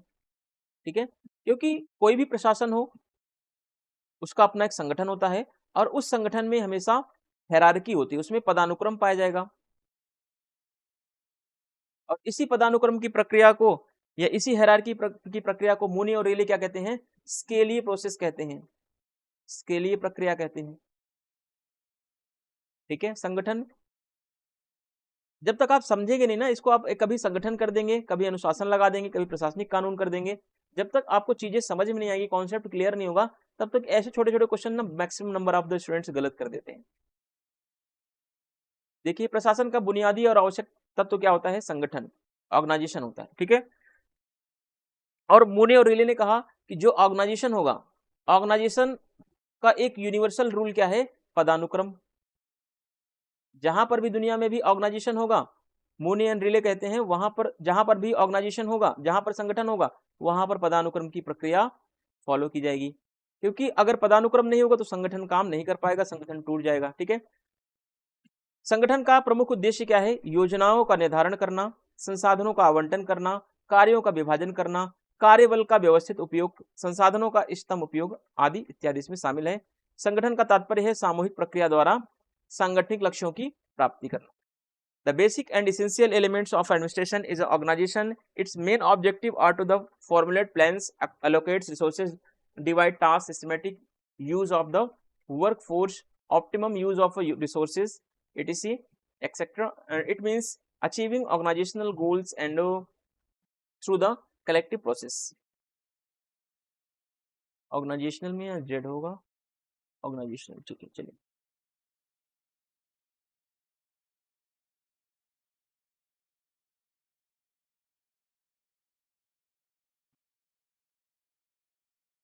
चलिए देखो फिर आपके सामने आ गया कि कौन सी चीज सही नहीं है ना। अब इसमें एक भी, अब देखो कैसे आप इसको आइडेंटिफाई करेंगे। इस टाइप्स के जो क्वेश्चन होते हैं, मैंने आपको बताया था कि जिसमें नहीं अगर है, इसमें ऑप्शन में देखिए किसमें नहीं है, इसमें आपको दिख गया इसमें नहीं है। अब बस आपको आंख बंद करके ये टिक कर देना है। अगर आपको नहीं आता तो, अगर आपको, आप पढ़े हैं उस टॉपिक को, तब ऐसी गलती मत करें। अगर आपको टॉपिक नहीं समझ में आ रहा है कि प्रत्यक्ष भर्ती के बारे में क्या है, प्रत्यक्ष भर्ती क्या है, इनडायरेक्ट भर्ती, अगर आपको ये नहीं पता तो आपको देखना है पूछा है क्वेश्चन में कौन सा सही नहीं है। नहीं जहां दिख गया, अगर इस लाइन में कहीं पर सही नहीं अगर दिख गया, तो नहीं अगर यहाँ पर है तो यही आपका मैच करा दिए फट से, आपका यही ऑप्शन क्या हो जाएगा, करेक्ट हो जाएगा। ठीक है, तो ऐसी चीजों को आप थोड़ा सा ट्रिक के थ्रू 2-4 क्वेश्चन हर स्टूडेंट से फालतू आप सही कर सकते हैं। ठीक है, अब देखते हैं प्रत्यक्ष भर्ती की विशेषता क्या नहीं है। प्रत्यक्ष भर्ती को हम कहते हैं खुली भर्ती। ठीक है, प्रत्यक्ष भर्ती क्या होता है, लोकतांत्रिक मानदंडों के अनुरूप होता है, यानी ये सबके पूरे समाज के लिए खुली होती है ना। ऐसा नहीं कि इसमें गुपचुप तरीके से भर्ती कर दी है, नहीं, यह समाज में प्रतियोगिता को प्रेरित नहीं करता, गलत। खुली भर्ती है तो इसमें कंपटीशन जरूर होगा भाई। जब भर्ती खुली होगी, कोई भी अगर रिक्रूटमेंट अगर खुला है, ओपन है, तो उसमें कंपटीशन होगा। चाहे आप नेट की भर्ती कैसी है, खुली भर्ती है। नेट का पेपर आप देने जाते हैं, उसमें कैसी प्रतियोगिता होती है, उसमें खुली प्रतियोगिता होती है ना। तो जो खुली भर्ती है या प्रत्यक्ष भर्ती है, इसी को आप खुली भर्ती भी कह सकते हैं, ओपन रिक्रूटमेंट भी कह सकते हैं, है ना। तो जो प्रत्यक्ष भर्ती होती है, इसमें हमेशा प्रतियोगिता को प्रेरित करता है, यह क्षमतावान तथा योग्य लोगों को आकर्षित करता है। खुली भर्ती है भाई, जिसके अंदर कैपेसिटी है, जिसके अंदर क्षमताएं हैं, वो नौकरी ले जाएगा। जिसके अंदर क्षमता नहीं है, जो नहीं पढ़ता लिखता, वो नहीं पाएगा, सीधी सी बात है। क्योंकि ये क्या है, लोकतांत्रिक मानदंडों के अनुरूप है। इसमें मौका तो सभी को मिलेगा, चाहे वो स्त्री हो, चाहे पुरुष हो, चाहे वो थर्ड जेंडर हो, मौका सबको मिलेगा। लेकिन कंपटीशन होगा इसमें जिसके अंदर प्रतिभा होगी, जिसके अंदर क्षमता होगी, वो उस भर्ती को या उस नौकरी को अचीव कर लेगा। यह भर्ती के लिए अधिक विस्तृत स्रोत प्रस्तुत करता है ना। तो बिल्कुल ये सारे ऑप्शन सही हैं, लेकिन बी वाला ऑप्शन आपका सही नहीं है, तो यही क्योंकि इसमें नहीं है। ठीक है, अब खुली भर्ती को मैं अगर यहाँ पर समझाऊं तो ये वीडियो और बड़ा होगा, इसलिए मैं थोड़ा सा यहाँ पर अवॉइड करने की कोशिश कर रहा हूँ। विच one of the following is a not characteristic of a direct recruitment. तो डायरेक्ट डज नॉट है यहाँ पर, और यहाँ पर भी आपको नॉट दिख रहा है, तो अब इसमें आपको यहाँ पर नॉट को कट कर देना है, यही ऑप्शन आपका सही हो जाएगा। चलिए,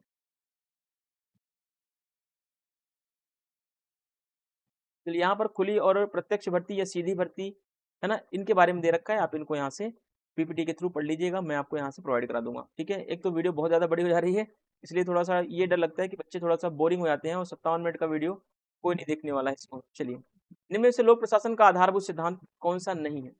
लोक प्रशासन का आधारभूत सिद्धांत क्या नहीं है, तो आपको इसमें राजनीतिक निर्देशन, लोक प्रशासन में राजनीतिक निर्देशन या पॉलिटिकल डायरेक्शन जो है, इसका मेन नहीं होता। सामाजिक आवश्यकता होती है लोक प्रशासन में, आर्थिक उत्तरदायित्व माना जाता है, और लोक उत्तरदायित्व भी माना जाता है। लेकिन राजनीतिक निर्देशन या पॉलिटिकल डायरेक्शन लोक प्रशासन के आधारभूत सिद्धांतों में नहीं आता है। Which one of the following is a not fundamental principle of a public administration.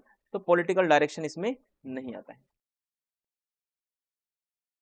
वैज्ञानिक प्रबंध के सिद्धांत का प्रतिपादन किसने किया, तो वैज्ञानिक प्रबंधन सिद्धांत एफ.डब्ल्यू. टेलर ने किया है, ये सबको पता है। ठीक है, the theory of the scientific management was propounded by the Frederick Vincent Taylor. ठीक है, एल्टन मेयो को आपने पढ़ लिया, हाथॉन प्रयोग। हर्बर्ट साइमन आपने देखा कि जो प्रशासनिक सिद्धांत के जो क्लासिकी सिद्धांत है उसको इन्होंने कहावतें कहा। ठीक है, एल्टन मेयो ने हाथॉन प्रयोग। मैक्स वेबर के थ्योरी को आप जब स्टेट थ्योरी या जब आप प्राधिकार के सिद्धांतों को पढ़ेंगे, तो प्राधिकार या अथॉरिटी के सिद्धांत से ये जुड़े हुए थिंकर हैं। अब यहाँ पे वैज्ञानिक प्रबंधन शब्द का प्रयोग लुई ब्रेंट्रीज ने किया। वैज्ञानिक प्रबंधन सिद्धांत का प्रतिपादन किसने किया, फ्रेडरिक टेलर ने किया। ठीक है, यहाँ पे कुछ आपको जो डिस्क्रिप्शंस दे रखे हैं वो बहुत इंपॉर्टेंट है।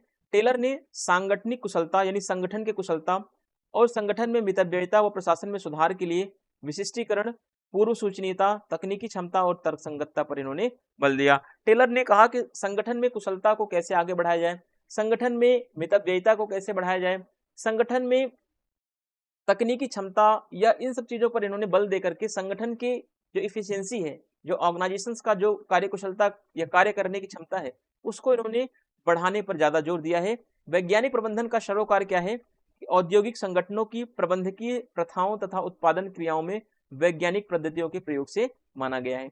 अब जो वैज्ञानिक प्रबंधन जो एफ.डब्ल्यू. टेलर ने दिया, इसका उद्देश्य क्या था कि जो इंडस्ट्रियल ऑर्गेनाइजेशन है उनमें मैनेजमेंट को कैसे किया जाए, किस साइंटिफिक पद्धति का प्रयोग किया जाए, किस वैज्ञानिक तरीकों का प्रयोग किया जाए जिससे उत्पादन की प्रक्रिया पर प्रभाव पड़े, उत्पादन की प्रक्रिया बढ़ जाए या अधिक से अधिक हो। ठीक है, अब जो वैज्ञानिक प्रबंधन का प्रयोग किया गया वो संगठन के सबसे नीचे स्तर पर किया गया।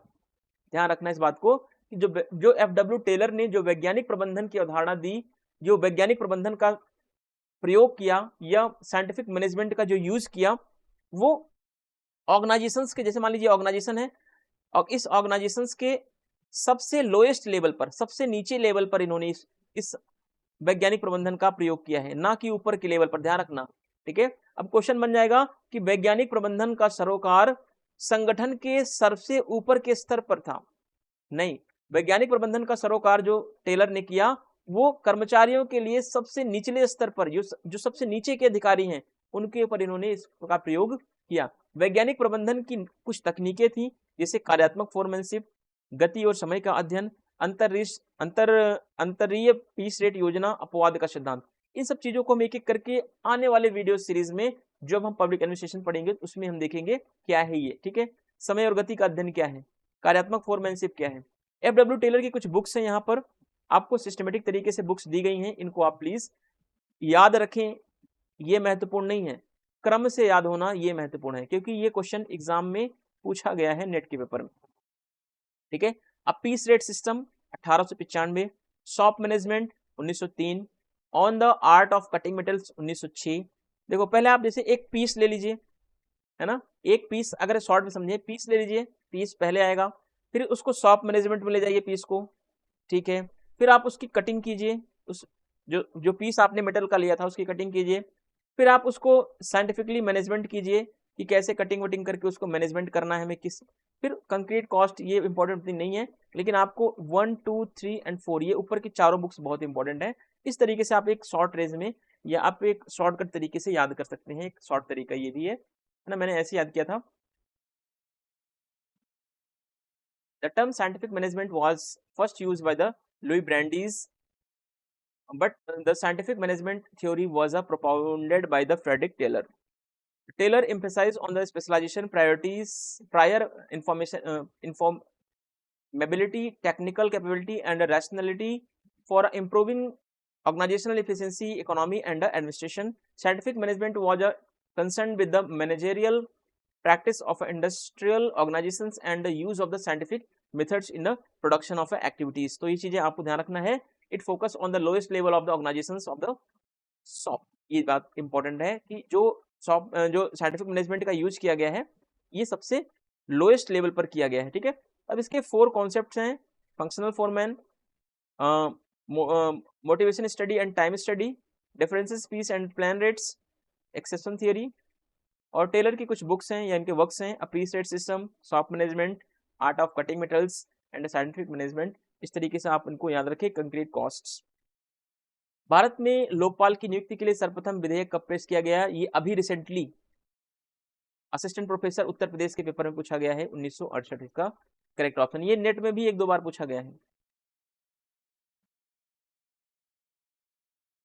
तो इसके बारे में इतना चीजें दे रखा है। ठीक है, 1960 के दशक में शुरुआत में कानून मंत्री अशोक कुमार सेन ने संसद में एक संवैधानिक लोकपाल के विचार का सुझाव दिया था। एडवोकेट शांति भूषण ने 1968 में पहला जन लोकपाल बिल पेश किया था। ध्यान रखना, किसने किया था?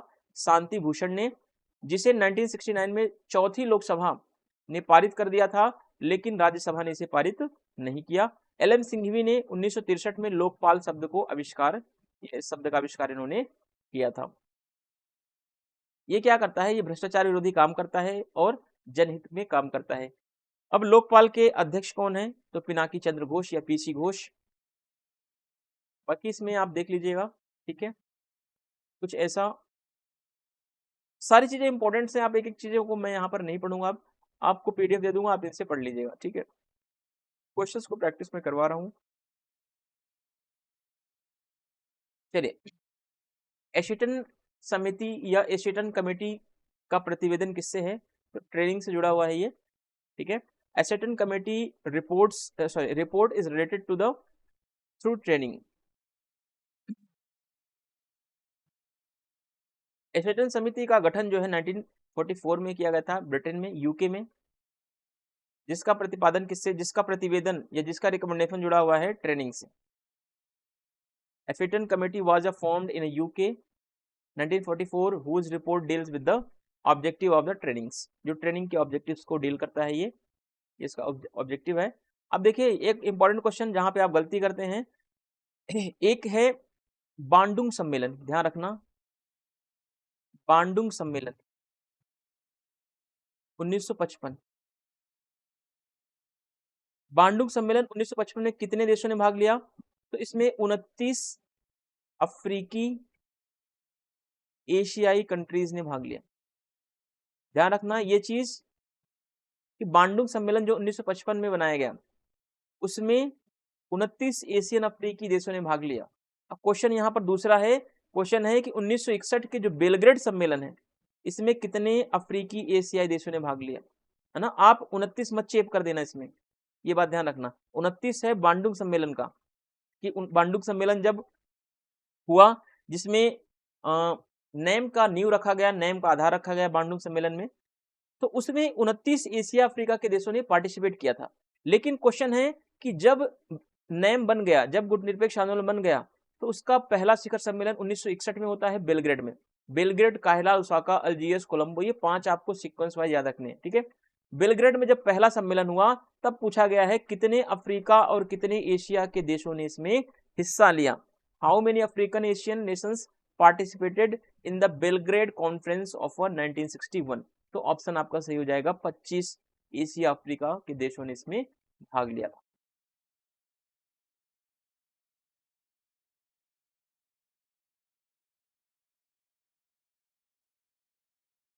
चलिए, फरक्का समस्या, फरक्का जो जल विवाद है या फरक्का बांध को लेकर, बैराज को लेकर जो विवाद है, किन किन देशों के बीच में है? तो ये फरक्का बांध जो है भारत और बांग्लादेश के बीच में है। Farakka problem is a dispute between which of two countries? तो इंडिया एंड बांग्लादेश। बेसिकली ये गंगा नदी के जल विवाद को लेकर, गंगा नदी के जल बंटवारे को लेकर के ये विवाद बना हुआ है। फरक्का बैराज गंगा नदी पर भारत द्वारा बनाया गया था। फरक्का बैराज गंगा नदी पर भारत द्वारा बनाया गया एक बांध है, फरक्का बांध, ठीक है, जो भारत और बांग्लादेश के बीच विवाद का मुख्य कारण बना हुआ है। अब फरक्का जो बांध है यह किससे जुड़ा हुआ है? तो गंगा नदी के पानी के बंटवारे से संबंधित विवाद है ये, ध्यान रखना। भारत ने इस बैराज को कोलकाता बंदरगाह में जो कचरा, गाद जो जम जाती है, गाद के जमाव को कम करने के लिए भारत ने इसको बनाया था, फरक्का बैराज। लेकिन बांग्लादेश को डर था कि भारत इससे उसके देश में पानी की कमी कर देगा, ठीक है। तो ये चीजें थोड़ा सा आप पढ़ लेना। The Farakka barrage is a dam built by India on the Ganges river, ठीक है, गंगेज रिवर पर बनाया गया, which is the main cause of dispute between India and Bangladesh. तो इंडिया एंड बांग्लादेश का मेन डिस्प्यूट यही है। This dispute is related to the sharing of water of the Ganges river. India built this barrage to reduce composition of a silt in the Kolkata port, and Bangladesh feared that the decomposition of a silt would cause water shortage in their country। अब देखिए देदांत शब्द किस भाषा से लिया गया है? तो देदांत शब्द आसान है, क्वेश्चन इजी है, लेकिन कभी अगर आ गया, अगर आपको नहीं पता है तो आप इसमें से गलत करेंगे, या तो स्पेनिश जाएंगे या तो ग्रीक में जाएंगे, ऐसे ही आप टिक करेंगे। लेकिन जो वेदांत है ना, ये क्या है? इसका मतलब है तनाव शिथिल,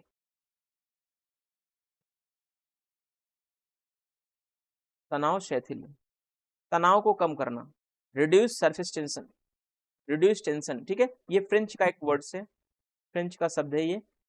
वेदांत शब्द फ्रेंच भाषा का है, इसका अर्थ है तनावों के मध्य सामान्यीकृत विकल्प प्रस्तुत करने के तौर पर ले आता है। वर्तमान वेदांत शब्द प्रचलित अर्थ क्या है? तनाव शिथिलीकरण से। अब देखिए कभी कभी ये क्वेश्चन पूछ सकता है कि वेदांत शब्द का प्रयोग अमेरिका और सोवियत संघ के बीच में तनाव को कम करने के संदर्भ में कब से कब तक हुआ? 1963 से लेकर 1979 के बीच में किया गया था, है ना। तो आपको हर तरीके से, हर पर्सपेक्टिव से आपको अपना प्रिपरेशन करना है। The word detain is from the French language. It means presenting a generalized alternative amidst tensions. The current meaning of the word detents is a tension relaxation. It has been used since 1963 to 1969 is the context of a reducing tension between US and Soviet. ये word तब use हुआ था जब cold war चल रहा था, ठीक है। कोल्ड वॉर के टाइम पे डिटेंट वर्ड्स का यूज किया गया था। परमाणु विस्फोट की संधियों के संबंध में कौन सा सही नहीं है, ठीक है। तो इसमें सही ऑप्शन क्या हो जाएगा, सही नहीं है। तो 1972 थ्रेशोल्ड टेस्ट संधि ये नहीं, ये 1974 में हुआ था, 1974 में हुआ था, ठीक है। 1996 में सीटीबीटी हुआ है और शांतिपूर्ण परमाणु विस्फोट संधि जो है 1976 में है, ये 1974 होगा, 1974 होगा, ठीक है। सी ऑप्शन आपका करेक्ट हो जाएगा। 1963 की ये है पीटीबीटी। पीटीबीटी और एनपीटी, सॉरी एनपीटी और सीटीबीटी। एनपीटी और सीटीबीटी पर भारत ने हस्ताक्षर नहीं किया है, भारत ने पीटीबीटी पर हस्ताक्षर किया है। Which one of the following is not correct regarding the treaties on nuclear explosion. Threshold test ban treaty ये 1972 में नहीं हुआ है, 1974 में हुआ है। यही ऑप्शन आपका सही है। ओपेक में कितने सदस्य राष्ट्र हैं? ओपेक, इसको बगदाद पैक्ट के नाम से भी इसको जाना जाता है, ठीक है। अभी वर्तमान में बात करें तो कितने इसमें राष्ट्र हैं या कितने मेंबर्स हैं इसमें, तो इसका सही ऑप्शन है 13 मेंबर्स। ओपेक क्या है, बेसिकली कार्टेल है। कार्टेल है ये, जो तेल की कीमतों का निर्धारण करता है कि तेल जो है किस रेट पर बिकेगा, या क्रूड ऑयल कच्चा तेल किस रेट पर बिकेगा। वर्तमान में 5 प्रमुख तेल निर्यातकों द्वारा वर्ष 1960 में बगदाद पैक्ट आया था। 1960 में 5 प्रमुख तेल निर्यातक राष्ट्रों द्वारा बगदाद में ओपेक का गठन किया गया। इसका मुख्यालय वियना ऑस्ट्रिया में है। प्रारंभ में 5 वर्ष तक इसका मुख्यालय कहाँ रहा है, जिनेवा में रहा है। 1 सितंबर 1965 से इसका मुख्यालय वियना में ट्रांसफर हो गया। वर्तमान में इसके कुल 13 मेंबर हैं, ये चीज आप थोड़ा सा ध्यान रखिएगा। सोफी अथवा सोफिया निम्नांकित में से किस पुस्तक का एक पात्र है?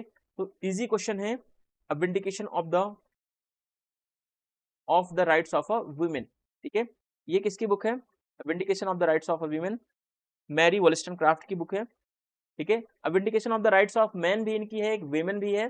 तो ये vindication of the rights of woman में एक कैरेक्टर है सोफी अथवा सोफिया, उसी के बारे में, सोशल एजुकेशन के बारे में, कैसे समाज में उसको एजुकेशन दिया जाना चाहिए कैसा, तो उसी के बारे में ये यहाँ पर सोफिया और सोफी जो कैरेक्टर है, ये vindication of the rights of a woman के कैरेक्टर से जुड़ा हुआ है इसमें, ठीक है। सोफिया और Sophie is a character in which of the following books a vindication of the rights of a woman. Sophia अथवा सोफिया मैरी वॉलस्टनक्राफ्ट द्वारा रचित a vindication of the rights of a woman के पात्र हैं।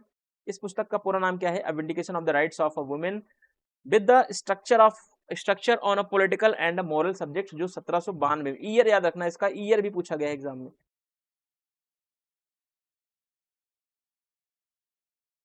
इस तरीके से आज का हमारा 25 क्वेश्चन एंड लास्ट एक क्वेश्चन और। हमारी आत्मा पूर्णता की ओर ले जाने वाले हमारे विज्ञान एवं हमारी कलाओं के उन्नयन के अनुपात में भ्रष्ट हो चुके हैं, यह कथन किसका है? Discourse on the science and arts, ये जो है रूसो की फेमस बुक है, ठीक है। रूसो ने कहा कि कला और विज्ञान के तर्क ने क्या किया है, इंसान को भ्रष्ट कर दिया है। कला और विज्ञान के विकास ने इंसान को तर्कशील बनाया, और तर्कशील व्यक्ति क्या होता है? पतित प्राणी होता है, ठीक है। Our soul has become corrupt in proportional to the advancement of our science and our arts, which leads to perfection. It mentions in the following, तो mention है भैया discourse on the science and arts। I think ये कब लिखी गई book? 1950 में, ये 1650 1750 1750 year एक बार कंफर्म कर लीजिएगा। निम्नलिखित में से किसने वर्ष 1925 में आत्मसम्मान आंदोलन, सेल्फ रेस्पेक्ट मूवमेंट की शुरुआत की थी? तो ईवी रामास्वामी नायरकर, ठीक है। Who among the following started the self respect movement in the year 1925? EV Ramaswamy Naicker, इनको पेरियार के नाम से भी आप फेमस रूप में जानते हैं। ईवी रामास्वामी नायरकर ने अपने समाज सुधार कार्यक्रम को बढ़ावा देने के लिए 1925 में एक अभियान चलाया जिसे आत्मसम्मान आंदोलन की संज्ञा दी जाती है। इसका लक्ष्य क्या था? इस आंदोलन का लक्ष्य था कि जो तमिल प्रदेश के गैर ब्राह्मण हैं उनके मन में अपनी द्रविड़ परंपरा का गर्व का भाव जगाना था।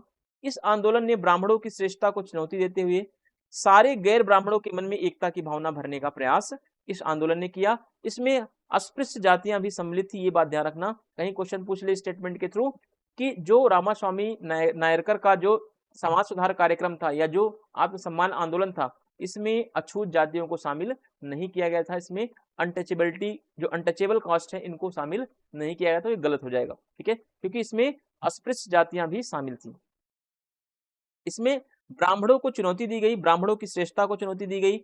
इसमें जो गैर ब्राह्मण थे जो, उनके मन में एकता की भावना भरने का भी प्रयास किया गया। EV Swamy Naicker launched a campaign in 1925 to promote his social reform programs which is called self respect movement, ठीक है।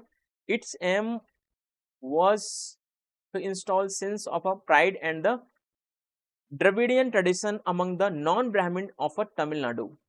This movement challenged the superiority of the Brahmins and tried to install a sense of a unity in the minds of a non-Brahmin. Untouchable caste were also included in this. इस तरीके से आपका ये correct हो जाएगा। आपको इसमें सारे आंसर भी दे रखे हैं नीचे, ठीक है। आप लोग को वीडियो अगर ये पसंद आया होगा तो प्लीज़ अपना सुझाव जरूर दें कि वीडियो में और क्या सुधार किया सकता है, क्या एक्सप्लेनेशन ऐड करना सही है या नहीं सही है, और वीडियो को लाइक सब्सक्राइब और शेयर जरूर करें।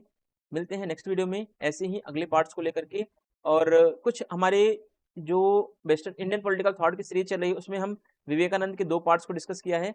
अब आज या जैसे में टाइम मिलेगा part number 3, part number 4, part number 5, इन पार्ट्स में डिवाइड करके 30-30 मिनट्स की वीडियोस हम इस पर बना दूंगा। एंड कंटेंट रेडी है सारा कुछ, बस हमें हिट करना है, हमें वीडियो बनाने हैं, ठीक है। मिलते हैं नेक्स्ट वीडियो में। Thank you, thanks for watching.